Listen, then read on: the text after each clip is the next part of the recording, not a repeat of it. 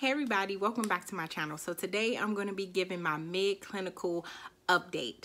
I cannot believe that I am more than halfway through my clinical rotation. Oh my goodness, but it seems like the closer I get, the longer it's taking to end. Not that it's a bad experience, but we'll get into that later. So if you're new to my channel, welcome. And if you're one of my regular followers, thank you very much for tuning back in. You already know this information, but for everyone that's new, I am in graduate school pursuing a master's in nursing. I'm in school to be a midwife and a women's health nurse practitioner. If you want to keep up with me during my clinical rotations, I do day in the lives, I do women's health education, things like that on my Instagram. So you can follow me there at Mommy Nurse Wife Life. So I'm about mid-clinical right now. Oh my God, I can't believe it. It just seems like it's taking forever to end. I mean, not that I am in a rush. It's just been a challenge trying to balance my life lately. So just a little background on my clinical requirements. So I have to complete 675 hours. And then there are 13 requirements that I also need to meet. So there are different type of visits that I need to have in order to complete my clinical rotation. So there needs to be a certain amount of GYN visits, new OB visits, return OB visits, postpartum visits, and then the postpartums are broken down into inpatient, which means you're in the hospital and you have to do a postpartum round, and outpatient postpartum, which is a 6-week postpartum checkup that the patients come to the office for. I have to do newborn assessments. I have to do a certain amount of breastfeeding, perimenopause and menopausal visits, and family planning and preconception, and the most interesting to everyone else, births, of course. So I have to complete 40 births before I complete my clinical rotation. So right now I am at number 22. I have completed over 400 hours so far. So of those requirements that I was telling you about, I have completed already 10 of them. It started out really rough for me. Not so much in labor and delivery because I am familiar with that environment, even though I'm not familiar with the providers. The provider side of things. But if you want to get an update on how my clinical rotation started out, you can check out this video. I'm going to link it above. It is a recap of my first month in clinical rotation. So yeah, like I was saying, I was familiar with the labor and delivery unit because of being a labor and delivery nurse. I was familiar with some of the processes. I can read the fetal tracing. I knew some of the interventions that the providers, such as like the doctors and the midwives that I work with, I knew the interventions or procedures or different things that they would do according to the strip or according to the maternal status. So I was familiar with those things. No, I did not know the inner workings behind the scene, but I kind of, I was, like I said, familiar with things. Now, the office was a totally different thing. The only experience that I had in the office was when I was pregnant with my kids, which you're not necessarily focused on what the provider's doing or why they're doing it necessarily. You're trying to experience your pregnancy and pay attention to what they're trying to teach you and, things like that. So granted, I knew that when I first had my son, I knew that women's health was something I wanted to go into. And when I was pregnant with my daughter, I was actually in school. So I still didn't pay as much attention then because I wanted to be the patient, and experience that. But the didactic courses that I took to prepare me to be a provider in the office, which was my antepartum course and a women's health course that was focused in GYN, I took that early on in my didactic portion of my degree. So not that I forgot everything, but there was numerous classes after that, so my brain was jumbled up with other things.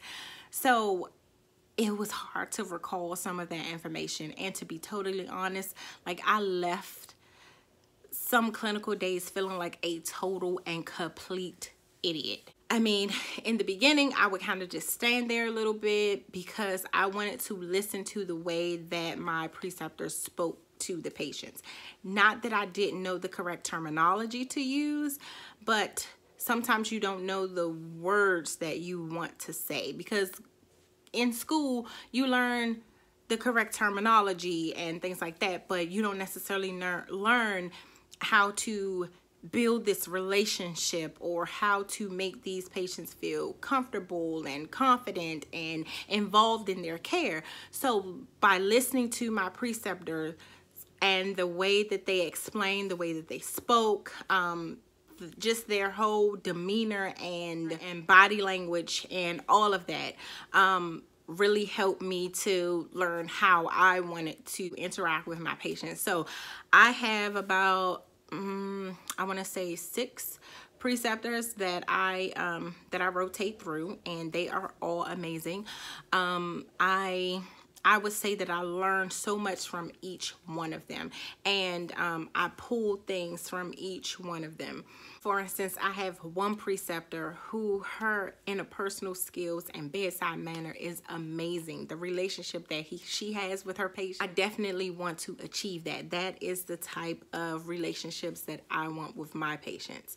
I have another preceptor. She's up to date on all of the most evidence-based practices, and she's very, very current, and she strives to stay that way. I have another preceptor who is amazing when it comes to the billing portion. I have 2 other preceptors that I absolutely love working with because of the way that they interact with me and the way that they teach me information and teach me new skills that that I appreciate the most, because it's hard being a student nurse midwife. And it's hard to show your confidence in front of your patients, because in a sense you are a student, and sometimes patients don't want students working on them, or sometimes they're not confident in what you can do yet, so you have to show them that. But then you have your preceptor standing there, so it's a certain way that they speak to me to let the patients know that she knows what she's doing. But I just want to show her this quick thing or a different way of doing this. And I really, really appreciate that, because that not only makes me feel comfortable, but it makes me feel confident. And speaking of confidence, that was one of the things that I lacked in the beginning, which is common, because in the sense, you don't know what you're doing. Coming out of school, you know what the book tells you, and sometimes you don't learn everything in the book. You kind of learn what you need to know for the test, and that's horrible to say, but some of the stuff that you didn't really grasp or learn, you come face to face with that in clinical. And I was fortunate to have, like I said, great preceptors and the resources that I brought with me that helps me during my visits. So no, I won't have that information in the visit with me. And I was always nervous that I would give the wrong answer. But what I learned is it's okay to say, you know what, I'm actually not sure. Let me double check on this. You wait right here, you get dressed, and I'll come back and I'll let you know. I had to learn that all of these things will come to me, and I would not know them starting out. I would not know them or halfway through the clinical rotation. I'm just starting to get a good flow, and it's like all coming together. So the first half was learning and getting comfortable. The second half is being more comfortable and confident with my visits and perfecting those skills. So let's see, which visits do I like the most? I think I enjoy the new OB visits. So the new OB visits are your initial pregnancy visit. So you get to do a lot of the interviewing. You really get to know the patient. You're asking about their background. You're asking the wishes that they want for their pregnancy. You're giving a whole lot of education. So it's a lot, and I really, really enjoyed those visits. You get a longer period of time with the patient, so it's normally about 30 minutes or so, but sometimes it can't run over. But 30 to 40 minutes, and you're really, like I said, getting to know your patients because you're building this relationship that you're about to have over the next 9 months or so. So I really enjoyed those. Which visits do I not like the most? I would have to say GYN visits. Not all of them, but it's so many different things that a woman can come to the office about. I may not have experience with it, so it's something that I would need, you know, help with. I need more of my preceptor's input, which is a little scary for me now because most of my visits I am doing independently. So just to get over that, if it's an issue that I know I'm probably going to have trouble diagnosing or giving education on, I just make sure I do a thorough history and really investigate everything. That way I can have something to present to my preceptor so that she's able to guide me on the right path of correctly diagnosing this patient, or either get me on the right track to where I can run the tests that will lead to a diagnosis, if that makes sense. So what do I like most about clinical? You know what? I have no idea. Everything about like women's health excites me, but I think I like working with adolescents. I think that's really going to be my focus after clinical. I enjoy talking to them. I enjoy educating them. I feel like I'm in that area in my life where I'm right in the middle of being a young adult and being a like middle-aged adult, and I find it most enjoyable to talk to those patients. What I hate about clinical, not that I really hate anything, but I think the most challenging part has been trying to balance my life. So I still have to work. I still have homework assignments. I still have to study. I still have to go to the hospital for clinical rotations. I still have to go to the clinic for clinical rotations. And it's really hard trying to balance everything. So I think that's the most challenging part. But like I said, it's almost over. There's a light at the end of the tunnel. Mind you, it's taking me a long time to get to the end of this tunnel. I have been in clinical since April, and hopefully I should be done in October. So I'm on the countdown. Like I said, I had 13 requirements that I needed to complete, and I only have 3 left.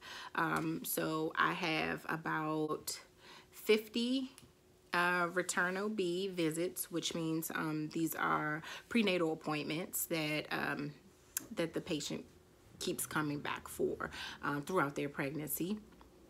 I have 18 more births to complete. I have 2 outpatient postpartum visits to complete, and it should be over. Oh my goodness. Yeah, but it's winding down, so I'll make sure I'll do another update when I complete my clinical rotations. I'm going to be doing videos on the types of visits.